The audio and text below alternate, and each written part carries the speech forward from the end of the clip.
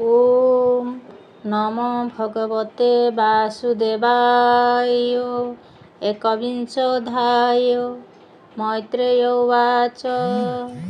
एबे हो शुण विष्णुगाथा, कहिबि पृथु यज्ञ कथा। मिଳି सकल मुनिजने, संतोषे पृथु सन्निधाने। यज्ञ करिण उदवेगे, सर्वसंभार नाना भावे।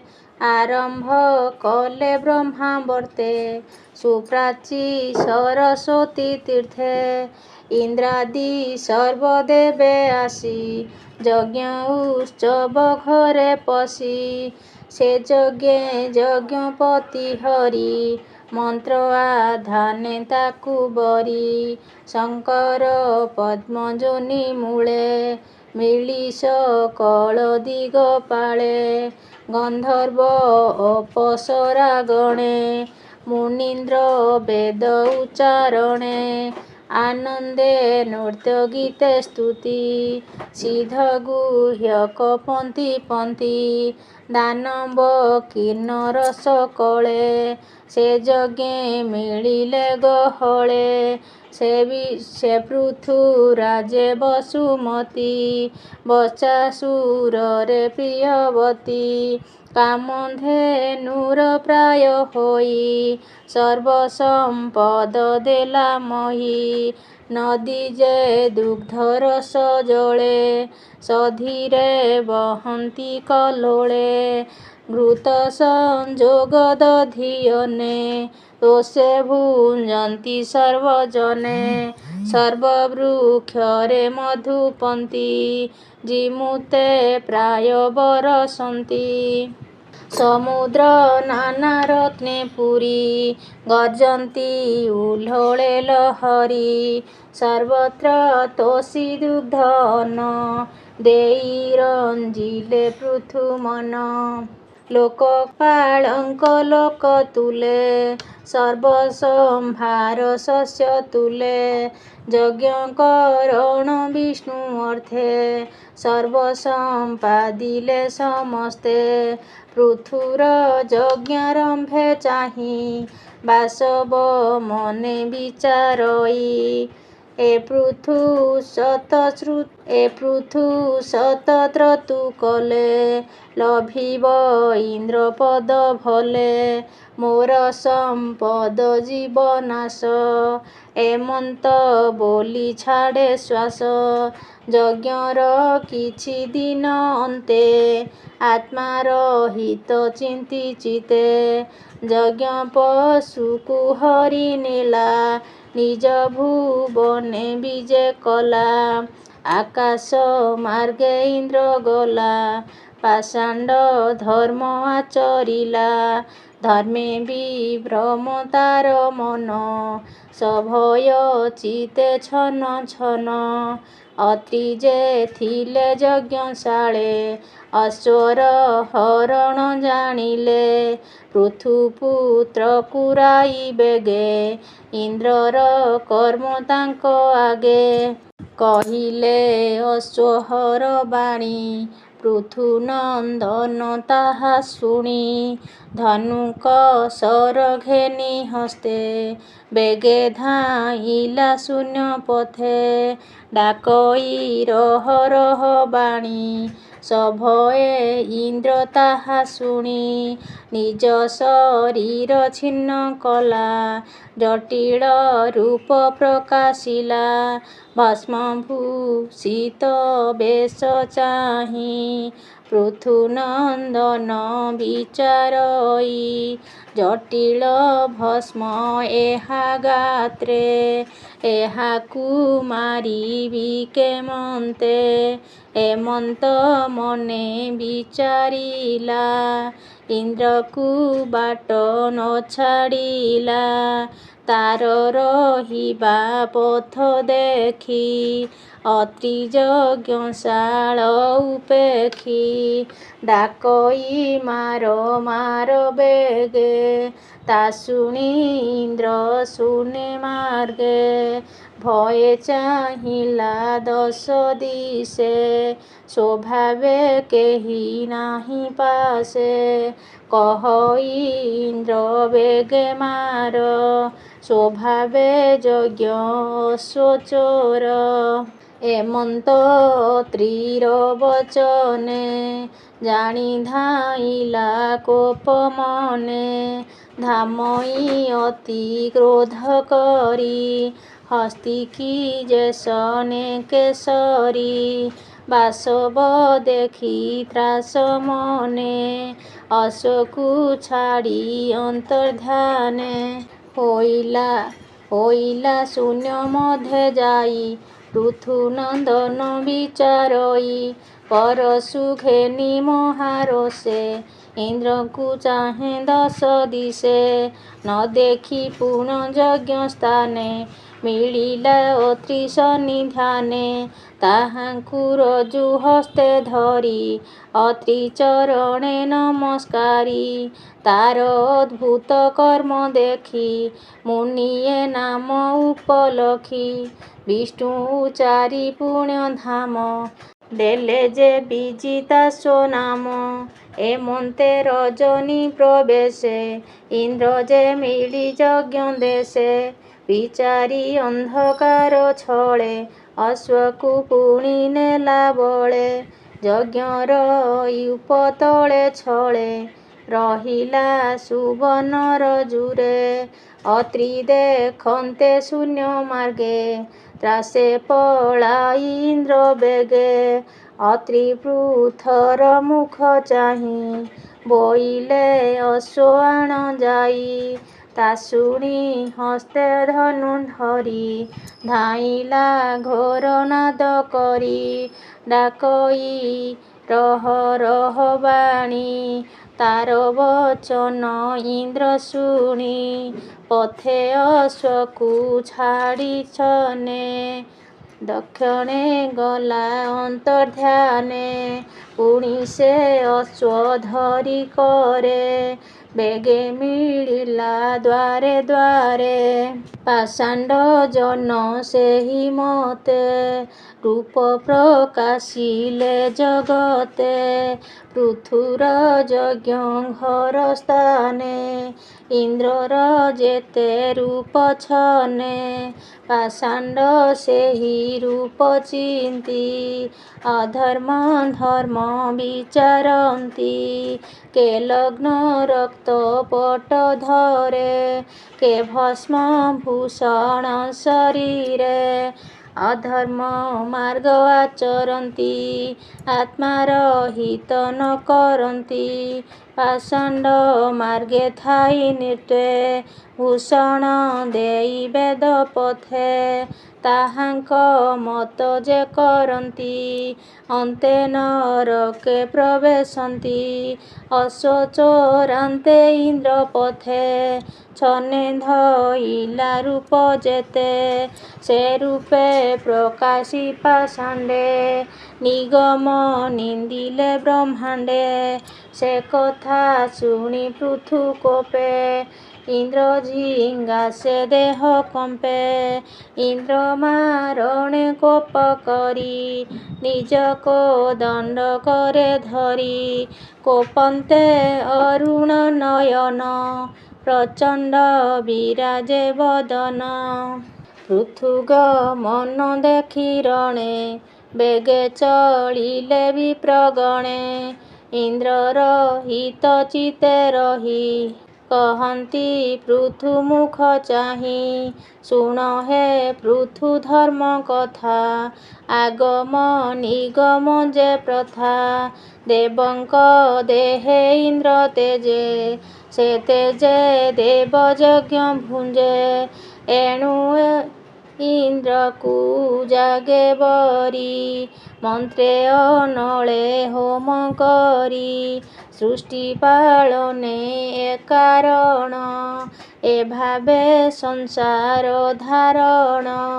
ଇନ୍ଦ୍ରରେ କୋପ ତୁ ସଂହର, ଆମ୍ଭର ବାକ୍ୟ ଚିତ୍ତେ ଧର।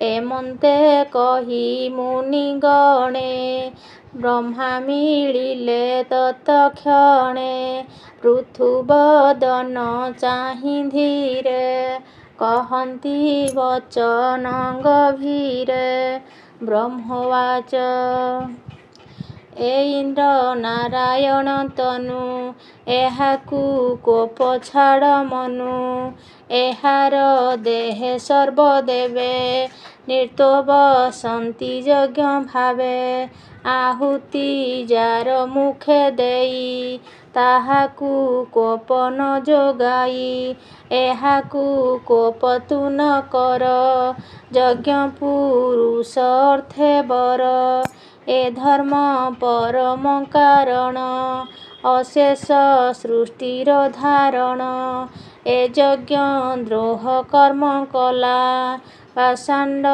ପଥ ବିଚାରିଲା ପାଷାଣ୍ଡ ଉଦ୍ଧାରିବା ଅର୍ଥେ ତୋ ଅବତାର ଏ ଜଗତେ ବେଣୁର ଦେହେ ଯେତେ ଦୋଷ ତୋ ଜନ୍ମ କଲା ତାହା ନାଶ ତୁ ଏହା ମୋର ବୋଲ କର ପାଷାଣ୍ଡ ସୃଷ୍ଟି କି ଉଦ୍ଧର ଏମନ୍ତ ବ୍ରହ୍ମାର ବଚନେ ଇନ୍ଦ୍ରକୁ କୋପ ଛାଡ଼ି ମନେ ଯୋଗେ ତୋଷିଲେ ସର୍ବଜନେ ଅନ୍ନ ବସନ ଜଳ ଦାନେ ସେ ବିପ୍ର ଜନେ ହୋଇ ତୋଷ ପୃଥୁକୁ କରନ୍ତି ଆଶିଷ ବ୍ରହ୍ମବାଚ ତୋର ବଚନେ ସର୍ବଦେବେ ତୋଷ ହୋଇଲେ ଯଜ୍ଞ ଭାବେ ଏମନ୍ତ କହି ପଦ୍ମଜୋନି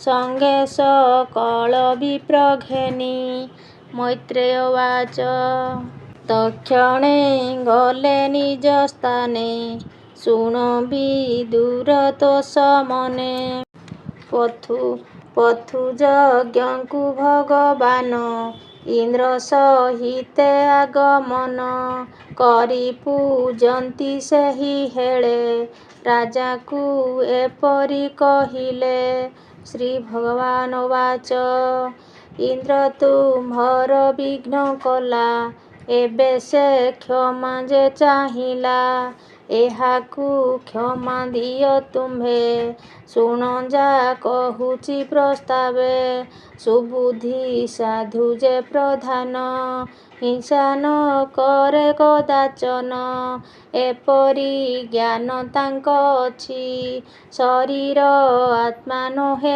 କିଛି ପୁରୁଷ ମାନେ ତୁମ୍ଭ ତୁଲେ ଦୈବୀ ମାୟାରେ ମୁଗ୍ଧ ହେଲେ ବୃଦ୍ଧ ସେ ବାଜେ ଦୀର୍ଘ କାଳ ହୁଅଇ ନିଶ୍ଚଳ ନିର୍ମଳ ବୃଦ୍ଧ ସେ ବାଜେ ଦୀର୍ଘ କାଳ ହୁଅଇ ନିଶ୍ଚୟ ନିଷ୍ଫଳ ବିଦ୍ୱାନ ପୁରୁଷ ଦେହକୁ ଅବିଦ୍ୟା କାମ୍ୟ କର୍ମ ତାକୁ ଆର୍ବଦ୍ଧ ବୋଲି ଜାଣି ଭଲେ ନୁହନ୍ତି ଆସକ୍ତ ତହିଁରେ ଏହି ଯେ ଆତ୍ମା ଦେହୁ ଭିନ୍ନ ଆତ୍ମା ଯେ ଏକଇ ନିର୍ଗୁଣ ଆତ୍ମା ଯେ ଅଟେ ସର୍ବବ୍ୟାପୀ ପୁଣି ସେ ଅଟେ ସାକ୍ଷୀ ରୂପୀ ଏହା ଯେ ଜାଣଇ ନିଶ୍ଚୟ ସେ କରେ ସଦା ଆତ୍ମାଲୟ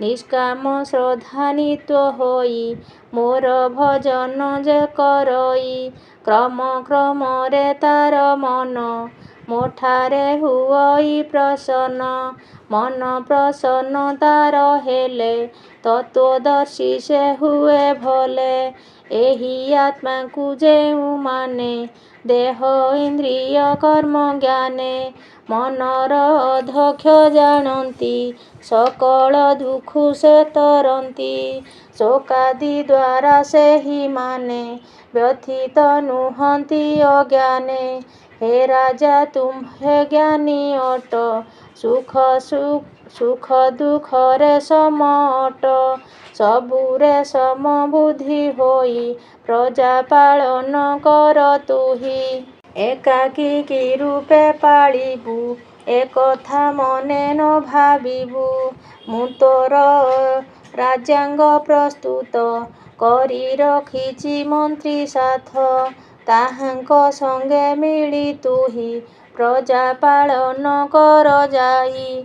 ପ୍ରଜାଏ ପୁଣ୍ୟ ଅନୁଷ୍ଠାନ କଲେ ତହିଁର ଭାଗ ଜାଣ। ରାଜା ଯେ ପରଲୋକେ ପାନ୍ତି ଷଷ୍ଠ ବିଭାଗ ନାହିଁ ଭ୍ରାନ୍ତି। ଯେ ରାଜା ପ୍ରଜାକୁ ନ ପାଳେ ତାହାର ପୁଣ୍ୟ ହରି ବଳେ। ପ୍ରଜାଏ ନିଅନ୍ତି ଯେ ଜାଣ ଏଥିରେ ଅନ୍ୟଥା ନ ମଣ। ତୋର ଗୃହରେ ତୁ ଦେଖିବୁ ଏଥିରେ ଆନନ ଭାବିବୁ। ଏଥିରେ ତୋର ମନ ଥିଲେ ସିଦ୍ଧ ମହିଷ ଆଦି ତୁଲେ। ହେ ରାଜା ତୋର ସଦଗୁଣେ ବଶ ହୋଇଛି ଏହି କ୍ଷଣେ। ଯେ ବରେ ତୋର ଇଚ୍ଛା ହୁଏ ମାଗିଲେ ଦେବି ମୁଁ ନିଶ୍ଚଏ।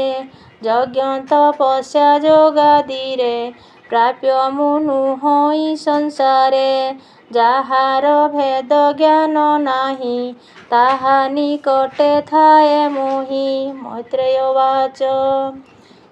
ରାଜା ପ୍ରଭୁଙ୍କ ଆଜ୍ଞାମାନ ମସ୍ତକେ କଲା ଯେ ଧାରଣ। ଇନ୍ଦ୍ରଦେବ ଯେ ସମୟେ ଆପଣା ଦୋଷେ ଲଜ୍ଜା ପାଏ। ରାଜାଙ୍କୁ କ୍ଷମା ସେ ମାଗିଲା ତାହାଙ୍କ ଚରଣ ଛୁଇଁଲା। ପୃଥୁ ଯେ ତହିଁ ଆଲିଙ୍ଗନ କରି ତୋଷିଲେ ଇନ୍ଦ୍ର ମନ। ଏ ଅନ୍ତେ ପ୍ରଭୁ ଭଗବାନ ଉଦ୍ୟମ କଲେ ସେ ପ୍ରସ୍ଥାନ। କିନ୍ତୁ ପୃଥୁକୁ ବର ଦେବା ଅଭିପ୍ରାୟରେ ହେଲେ ଉଭା। ଏ ଅବସରେ ପୃଥୁ ରାଜା ବହୁ ପ୍ରକାଶେ କଲା ପୂଜା। ଭକ୍ତି ସହିତ ସେ ଚରଣ କମଳ କଲା ସେ ଧାରଣ। ସେ ପଦ୍ମ ପଳାଶ ଲୋଚନ କୃପା ଯେ କଲେ ବରଷଣ। ପୃଥୁ ତାହାଙ୍କ ଦରଶନ ସ୍ତବକରଣେ କଲା ମନ। ଲୋଚନ ଅଶ୍ରୁରେ ପୂରଣ ହେବାରୁ ନ କଲା ଦର୍ଶନ। ବାଷ୍ପରେ ଗଦ ଗଦ ହେଲା ସ୍ତୁତି ଯେ କରି ନ ପାରିଲା। ତୃଷ୍ଣି ଭାବରେ ରହି କରି ଆଲିଙ୍ଗେ ପୃଥୁ ଯେ ଶ୍ରୀହରି। ଚକ୍ଷୁରୁ ଜଳ ପୋଛି କରି ପୃଥୁ ଯେ ଚାହିଁଲା ଶ୍ରୀହରି। ଶ୍ରୀହରି ଆପଣା ଚରଣ ସ୍ଥାପିଲେ ଭୂମିରେ ଯେ ଜାଣ। ଗରୁଡ଼ ସ୍କନ୍ଧେ ହାତ ଦେଇ ଉଭା ହୋଇଲେ ଭାବଗ୍ରାହୀ। ପୃଥୁରୁବାଚ। ହେ ଦେବ ଦେବଙ୍କର ଦେବ ମୋତେ ଦୁଃଖୁ ନିସ୍ତାରିବ। ଯେ ବ୍ୟକ୍ତି ଜ୍ଞାନୀ ହୋଇଥିବ ଭୋଗ ବିଳାସ ନ ମାଗିବ। ନାରକୀ ମାନଙ୍କର ଅଛି ଏହା ମୁଁ ପ୍ରତ୍ୟକ୍ଷ ଜାଣିଛି। ହେ ପ୍ରଭୁ ଏହା ମୁଁ ମାଗଇ 10 ସହସ୍ର ସ୍ୱର୍ଣ୍ଣ ଦେଇ। ପୁରାଅ ମୋର ମନୋଭାବ ଶୁଣିବି ତୁମ୍ଭର ପ୍ରସ୍ତାବ। ଯାହା ଶୁଣିଣ ଯୋଗୀ ଜନେ ନିଶ୍ଚଳେ ଥାନ୍ତି ରାତ୍ର ଦିନେ। ସେ ମକରନ୍ଦ ପାନ କରି ଏ ଭବ ସାଗରୁ ନିସ୍ତରି। ଶ୍ରୀଚରଣୁ ଯେ ମକରନ୍ଦ ଦିଅ ହେ ପରମ ଆନନ୍ଦ। ଏହା ମୁଁ ମାଗୁଛି ଶ୍ରୀହରି ଦିଅ ହେ ପ୍ରଭୁ ଦଇତାରି। ପୃଥୁର ସ୍ତୁତି ଶୁଣି କରି କହନ୍ତି ବଚନ ବିସ୍ତାରି। ଶ୍ରୀ ଭଗବାନ ଉବାଚ। ଭକ୍ତି ନିମିତ୍ତ ଅଭିଳାଷ ହୋଇଛି ତୋହର ନରେଶ। ତୋହର ବିଶେଷ ଭକତି ରହିବ ନିଶ୍ଚୟ ଆମ୍ଭ ପ୍ରତି। ପ୍ରବଳ ଭାଗ୍ୟ ରୁଟି ଜାଣ ଏପରି ବୁଦ୍ଧି ହେଲା ଶୁଣ। ଏହି ବୁଦ୍ଧିରେ ମହାଜ୍ୟୋତି ମୋର ମାୟାରୁ ତରି ଯାନ୍ତି। ମୋର ଆଜ୍ଞାକୁ ପାଳୁଥିଲେ ତୋର ମଙ୍ଗଳ ହେବ ଭଲେ।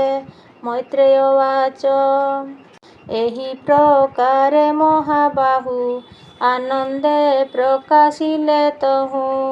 ପୃଥୁ ତାହାକୁ ପୂଜା କଲା ଦେବତା ଋଷି ଆଦି ମେଳା। ଋତୁଜ ପାର୍ଷଦ ସହିତେ ଯଜ୍ଞକୁ ଆସିଥିଲେ ଯେତେ। ଯଥାଯୋଗ୍ୟରେ ପୂଜା କଲା ସବୁ ଦେବଙ୍କୁ ସନ୍ତୋଷିଲା। ଶ୍ରୀହରି ଗମନର କାଳେ ଋତୁଜ ମନକୁ ହରିଲେ। ଯହୁଁ ଚଳିଲେ ଭଗବାନ ପୃଥୁ ଚଳିଲା ନିଜ ଧାମ। କହଇ ବିପ୍ର ଜଗନ୍ନାଥ ଭାଷା ପ୍ରବନ୍ଧେ ଭାଗବତ। ଇତି ଶ୍ରୀମଦ୍ଭାଗବତେ ମହାପୁରାଣେ ପାରମହଂସ୍ୟ ସଂହିତାୟା 82 ଚତୁର୍ଥ ସ୍କନ୍ଧେ ପୃଥୁରାଜ ଯଜ୍ଞକରଣେ ନାମ ଏକବିଂଶୋऽଧ୍ୟାୟୋ। ଓಂ ନମୋ ଭଗବତେ ବାସୁଦେବାୟ।